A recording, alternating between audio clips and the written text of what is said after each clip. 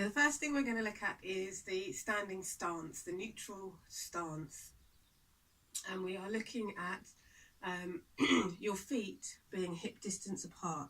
So hip distance means that your feet come in line with the bony part of your pelvis, your AS-IS bones. So if you find the bony part, which is about here, you draw a line straight down, and that's where your feet should be. So no, not out like this or really close together, but a nice neutral stance. Your feet need to be pointing forwards, and you need to have to line up the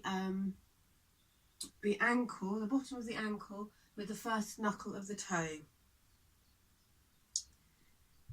You can use a piece of paper or a mat or a book to help to line up your feet. Let me see if I can come a little bit further. So you can use something like that to line up your feet to make sure you've got a nice neutral stance.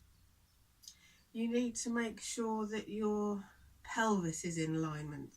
If I come a little bit closer, you've got your ASIS, which are your bony bits there, and your pubic bone, and they need to be level. So you don't want one sticking further forward than the other or further back. You need them so that they're on the same plane. And you also need to have the bottom of your ribs lined up with the bottom of your pelvis. It can be so easy to push your ribs forward so they're not lining up, or tuck your pelvis under so that your pelvis comes forward. So you need to make sure those are aligned. And you need to make sure, if you're standing sideways, that the weight is back in your heels. So if you I was going to use this, somebody's just untied it from me, but if you had a piece of weight, you want to make sure that when you hold it on your hip, can you see me? That it hangs straight down to your heels. You're not having it hung coming forward onto your toes.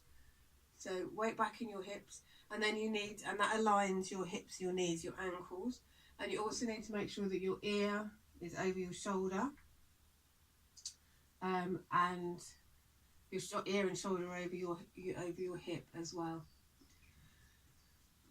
So that's it, quite simple, but not as easy as it looks. Right.